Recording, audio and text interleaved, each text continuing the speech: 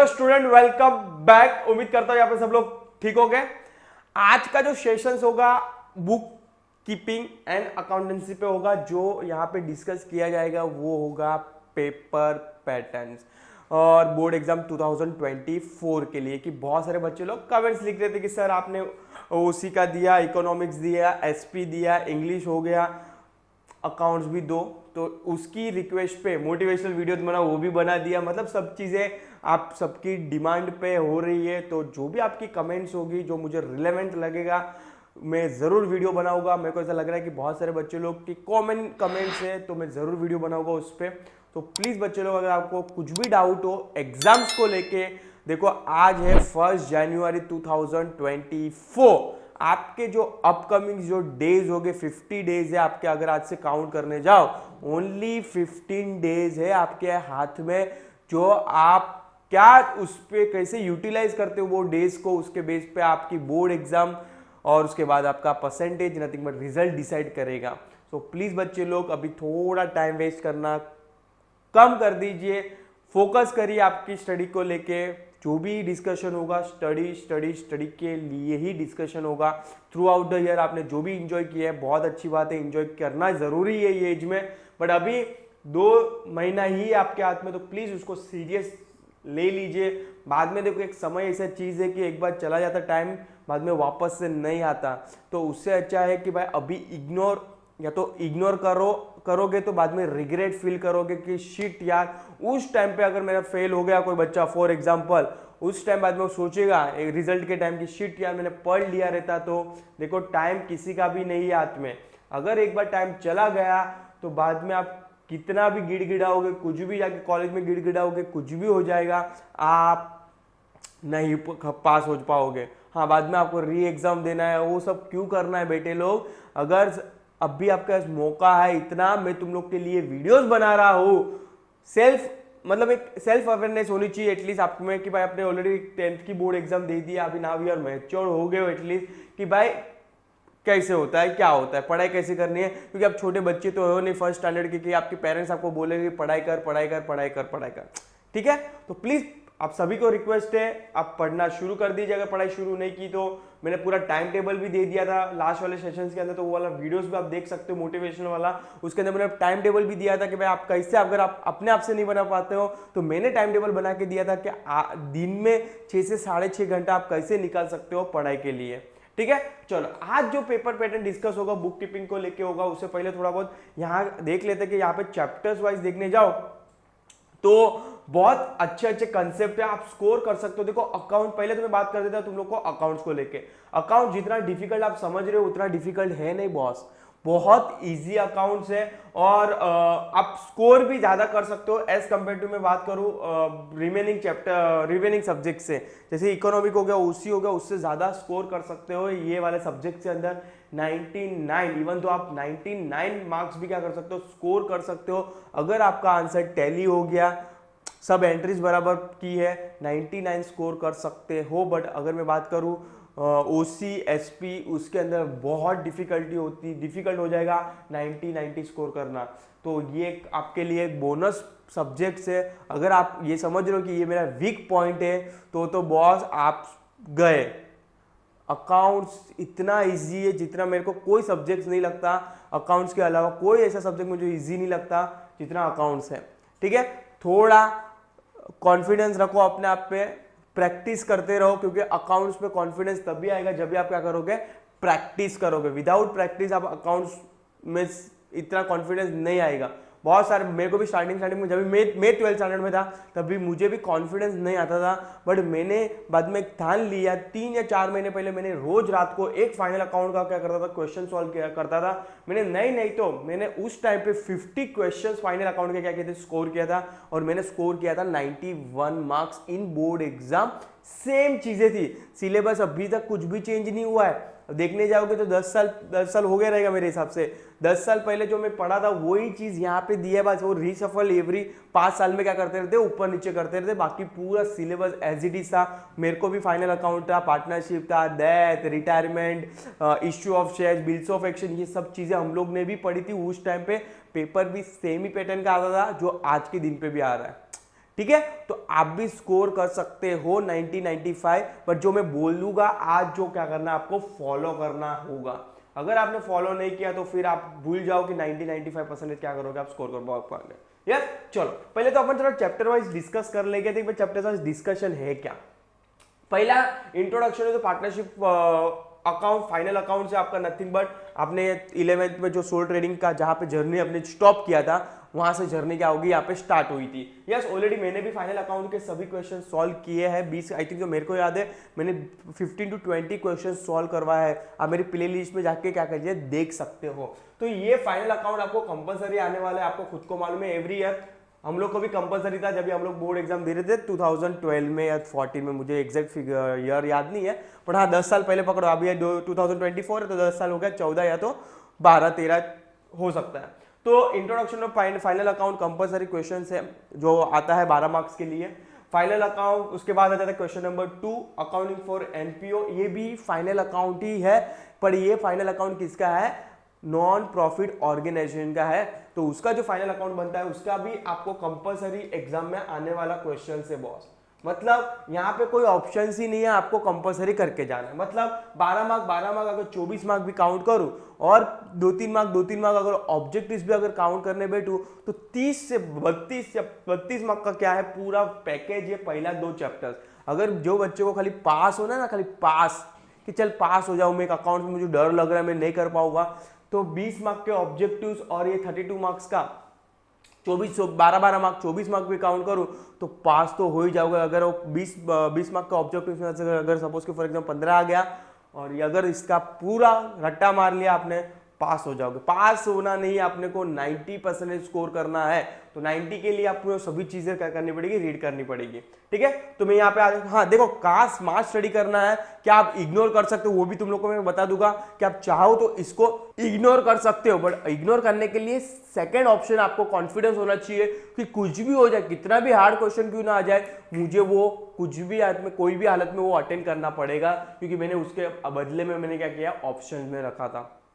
ठीक है, वो देखते हैं कि क्या क्या ऑप्शन में आप रख सकते हो, बट हाँ अल्टीमेटली जो ऑप्शन में रख रहे हो तो दूसरा जो उसका ऑल्टरनेटिव रहेगा वो आपको कॉन्फिडेंस देना चाहिए कि आप कुछ भी हो जाए वो क्वेश्चन अटेंड करके आओगे। बाद में आ जाएगा क्वेश्चन नंबर चैप्टर नंबर 3, 4 और 5 और 6। अगर ये 4 चैप्टर को मैं काउंट करूं, नो डाउट पहले मैं अगर सपोज 3 की बात करूं जो होगा पार्टनरशिप, एडमिशन, रिटायरमेंट और डेथ ऑफ द पार्टनर, तो ये वाला चैप्टर्स भी जनरली क्या करते हैं, वो लोग कंबाइन में पूछते हैं। बट वंस अगेन वो क्वेश्चन नंबर 3 और क्वेश्चन नंबर 4 में क्या होता है, ऑप्शंस में होते हैं। बट अगर वो मैं बात करूं डेथ को यहाँ पे काउंट नहीं करता हूं मैं, डेथ को भी फिलहाल में अलग रखता हूं क्योंकि उसको क्वेश्चन नंबर 5, 6 में पूछते हैं। यहाँ पे जो कॉम्बिनेशन बनेगा वो भी तुम लोग को अभी जस्ट मैं इसके बाद पेपर पैटर्न में क्या करूंगा, डिस्कशन करूंगा कौन सा कॉम्बिनेशन हमेशा बनता है जनरली। तो यहाँ पे अभी डिस्कस कर रहे हैं कि एडमिशन ऑफ पार्टनर की बात करूं तो बहुत इजी चैप्टर्स है, जनरल एंट्रीज जनरली पूछते हैं और ज्यादा पूछ लिया तो क्या करेगा, बैलेंस शीट पूछेगा न्यू पार्टनर्स का। तो ये भी आने के चांसेस 100 बार करके जाना है, क्योंकि मेरे हिसाब से admission of partner is very easy. Retirement भी इजी है, कहा ना कहा डेथ में थोड़ा प्रॉब्लम हो जाता है बच्चे लोग को, और डिसोल्यूशन में भी थोड़ा बहुत डर लगता है बच्चे लोग को। तो ये पूरा जो 5 चैप्टर नंबर 3, 4, 5, 6 है वो पूरा पार्टनरशिप को लेके है कि अगर सपोज कोई नया पार्टनर आ रहा है तो क्या बनेगा फाइनेंशियल अकाउंट, अगर कोई पार्टनर जा रहा है या तो कोई मर गया या तो पार्टनरशिप फॉर्म ही बंद हो रही है तो क्या सिनेरियो बनेगा। तो ये वाला सिनेरियो के लिए आपको चैप्टर नंबर ये इतना क्या करना है। अभी इसमें से कौन सा क्या करना है, क्या पढ़ना है वो तुम लोग को अभी जस्ट बताऊंगा नेक्स्ट 5 मिनट्स में। पहले अपन ऊपर से डिस्कस कर लेते हैं। बाद में आ जाएगा bills of action. Once again मेरे हिसाब से थोड़ा बच्चों को जो डिफिकल्टी लगता है चैप्टर जो होता है चैप्टर नंबर 7 जो होगा बिल्स ऑफ एक्शन।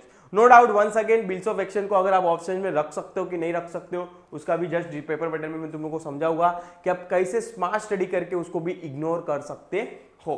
बाद में आ जाएगा चैप्टर नंबर 8 जो होगा वेरी वेरी इंपॉर्टेंट चैप्टर मेरे लिए, क्योंकि इंपॉर्टेंट चैप्टर इसलिए बोल रहा हूं कि ये वाला चैप्टर जो है company account, issue of shares, अगर आप जस्ट अगर पास हो गए और जो सोच रहे हैं CS के लिए उसके लिए ये चैप्टर्स ऑप्शन में मत रखो, क्योंकि वहां तो आपको कंपलसरी पूछेगा कहां पे CS फाउंडेशन हो गया, बाद में एंट्रेंस टेस्ट हो गया, वहां पे ये वाला चैप्टर्स तो कंपलसरी होगा, कंपलसरी आपको डिफरेंट बिटवीन सम्स आने के चांसेस है, ठीक है।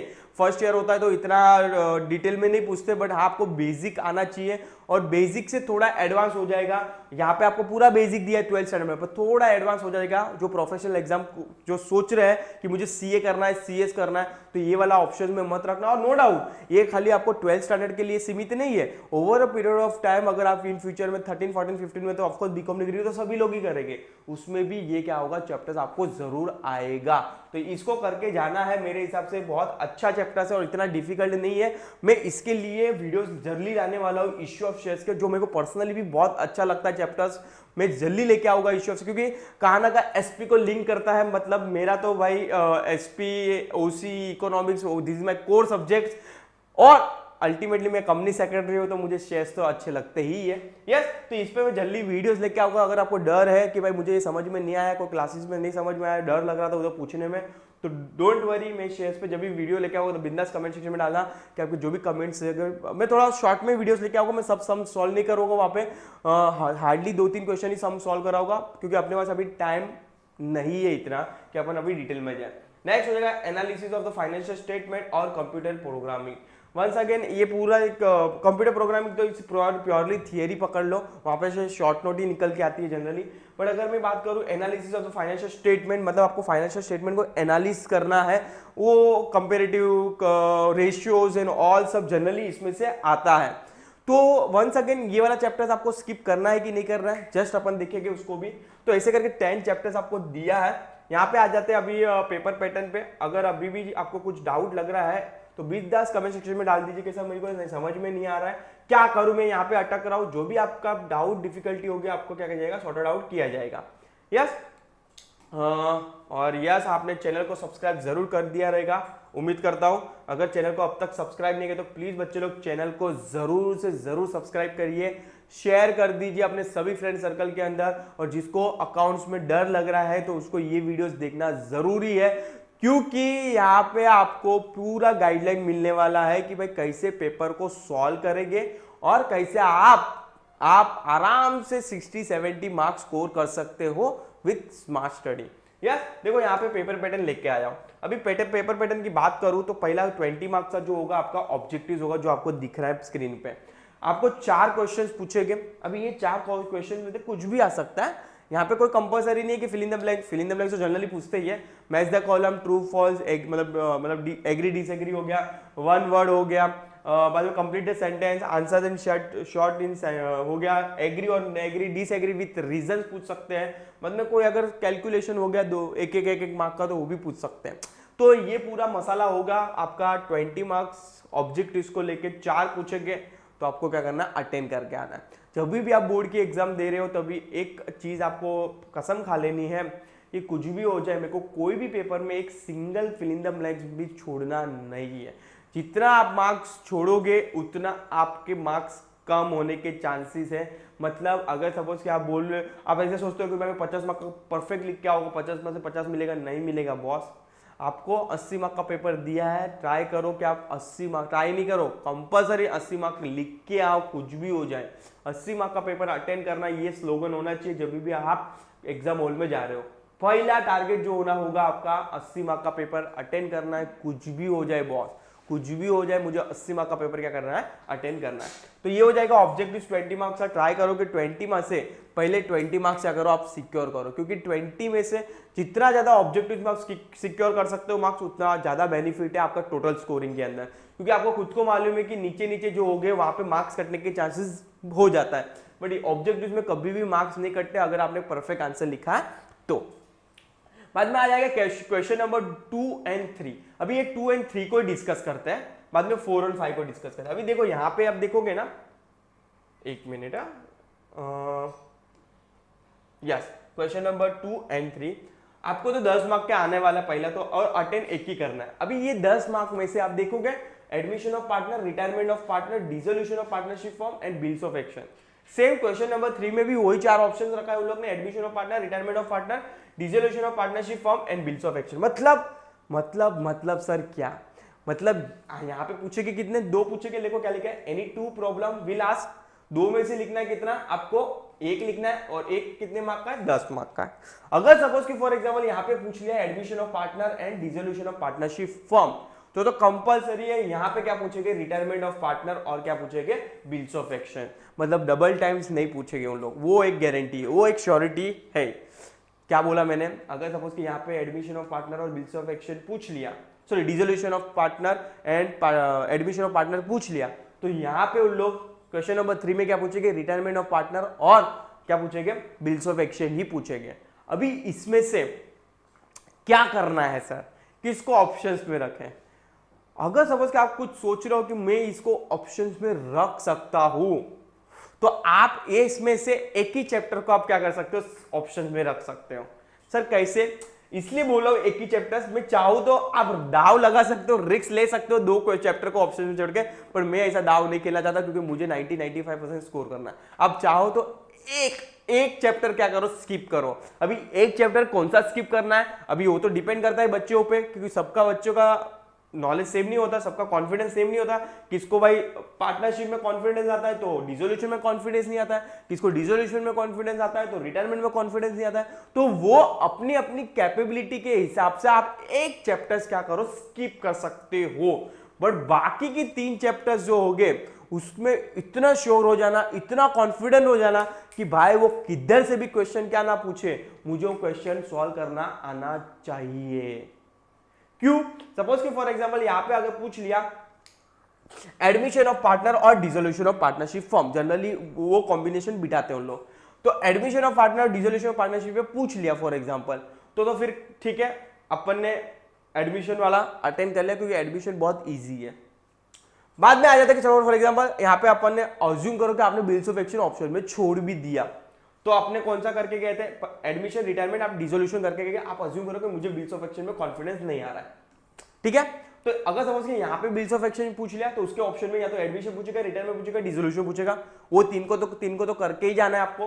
तो वो 3 में से आप इतना श्योर हो जाओ कि भाई बिल्स ऑफ एक्शन में बिंदास छोड़ सकता हूं, क्या ऑप्शन में, इतना कॉन्फिडेंस होना चाहिए। और बाकी 3 में इतना कॉन्फिडेंस होना चाहिए कि भाई कैसा भी क्वेश्चन है, अटपटा चटपटा जो भी है, वो मुझे अटेंड करना आना जरूरी है, ठीक है। तो यहाँ पे भी अगर बिल्स ऑफ एक्शन है, यहाँ पे भी ऑप्शन में छोड़ सकते हो, यहाँ पे भी क्वेश्चन में आए तो छोड़ सकते हो, क्योंकि उसके ऑप्शन में 3 चैप्टर्स आपको इतना कॉन्फिडेंस हो जाना चाहिए कि कुछ भी हो जाए मुझे वो सॉल्व करना ही है। तो यहाँ पे मैं 2 चैप्टर स्किप करने नहीं बोल रहा हूँ, एक ही चैप्टर स्किप करने बोल रहा हूँ, और वो चैप्टर कौन सा स्किप करना है वो आप पे है, वो मैं नहीं बोलूंगा यहाँ पे, वो आप पे, प्योरली आप पे होगा। क्योंकि मैं यहाँ पे 2 क्वेश्चन चैप्टर्स नहीं बोल सकता है, वरना एक 2 अगर बोल दिया तो फिर भाई 50-50 चांस हो जाएगा अपना। एक ही बोल रहा हूं, एक चाहो तो पूरा स्किप करो, बाकी 3 आपको रट्टा मारना पड़ेगा, या तो वो आपके हिसाब से देख लेना कि कौन सा आप स्किप कर सकते हो। मेरे हिसाब से आपको स्किप करना चाहिए तो डिसोल्यूशन ऑफ पार्टनरशिप को स्किप करना चाहिए, क्योंकि बिल्स ऑफ एक्शन बहुत सारे बच्चे लोग बोलते हैं डर लगता है एंट्री पास करने के लिए जनरल एंट्री, पर आई डोंट थिंक सो उतना कुछ डिफिकल्टी है उसके अंदर। पर अल्टीमेटली आप पे है, आप जो करना है चाहो वो कर सकते हो। यस, अभी आ जाते हैं क्वेश्चन नंबर 4 और 5 को लेके। क्वेश्चन नंबर 4 और 5 में भी सब देखोगे नहीं आओगे तो सेम ही ये चैप्टर। पहला है death of partner, issue of share, analysis of the financial statement, analysis of computer program, अभी वंस अगेन, अभी सर इसमें भी 4 चैप्टर्स है, इसमें से कौन सा चैप्टर इग्नोर मारे अभी।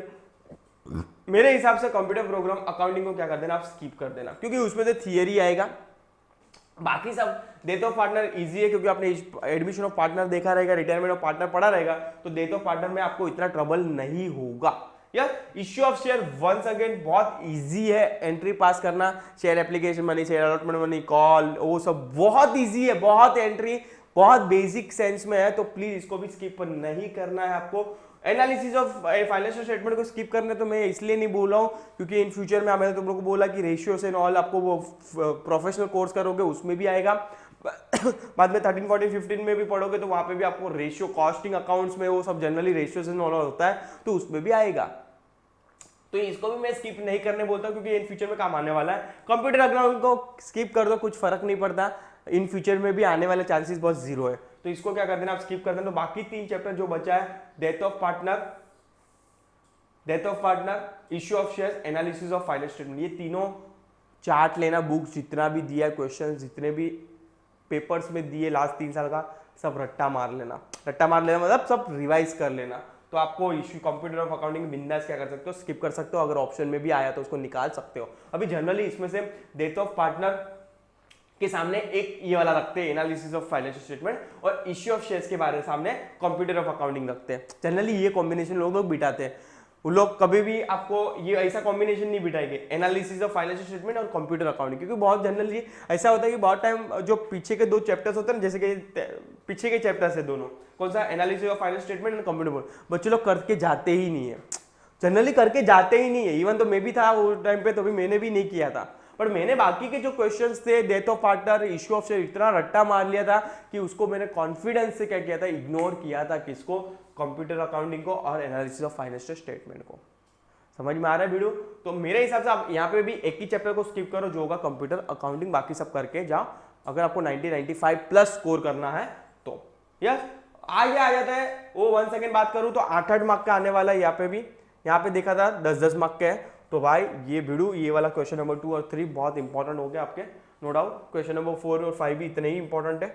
बाद में आ जाते हैं कंपलसरी क्वेश्चन जो होगा क्वेश्चन नंबर 6 और 7, जो मैंने तुम लोग को आगे बताया, जो होगा एनपीओ कंपलसरी आएगा 12 मार्क के लिए, और यहाँ पे भी पार्टनरशिप अकाउंट वो भी आएगा कंपलसरी, आपको क्वेश्चन आएगा। मतलब देयर इज नो, एक एक ऑप्शन में देंगे, बट हाँ आपको कंपलसरी फाइनल अकाउंट का ही रहेगा वो क्वेश्चन। समझ में आ रहा है कि नहीं? ठीक है, तो उम्मीद करता हूँ आपको जो भी डाउट, डिफिकल्टी अकाउंट्स को लेके, यस थोड़ा बहुत यहाँ पे और थोड़ा टाइम लूँगा आपका 2-5 मिनट। अकाउंटिंग का पेपर जब भी आप स्टार्ट करोगे ना, तभी आप हमेशा पहले देख लेना है कि कौन सा अकाउंट का क्वेश्चन मुझे अटेंड करना है, एडमिशन करना है, रिटायरमेंट करना है, देखना है। मतलब इन शॉर्ट पहले 15 मिनट पेपर आने से 10 मिनट, 15 मिनट भी मत निकालो, 10 मिनट पेपर को देखो शांति से, पूछा क्या गया इस बार, किसके ऑप्शन में क्या रखा है, एडमिशन के ऑप्शन में बिल्स ऑफ एक्सचेंज रखा है, या तो रिटायरमेंट के ऑप्शन में डिसोल्यूशन रखा है। तो ये कॉम्बिनेशन देख लो पहले, कौन सा अटेंड करना है, कौन सा स्किप करना है। क्वेश्चन नंबर 6 और 7 में तो कोई ऑप्शन ही नहीं हो, तो कंपलसरी क्वेश्चन ही है, एनपीओ और फाइनल अकाउंट। देखो क्वेश्चन नंबर, अरे सॉरी, अकाउंट का सब्जेक्ट की वाइज बात करूँ तो बहुत सारे बच्चे लोग का पेपर छूट जाता है। तो यहाँ पे तुम लोग का 5 मिनट लूंगा कि एक क्वेश्चन के पीछे कितना टाइम वेस्ट करना है आपको।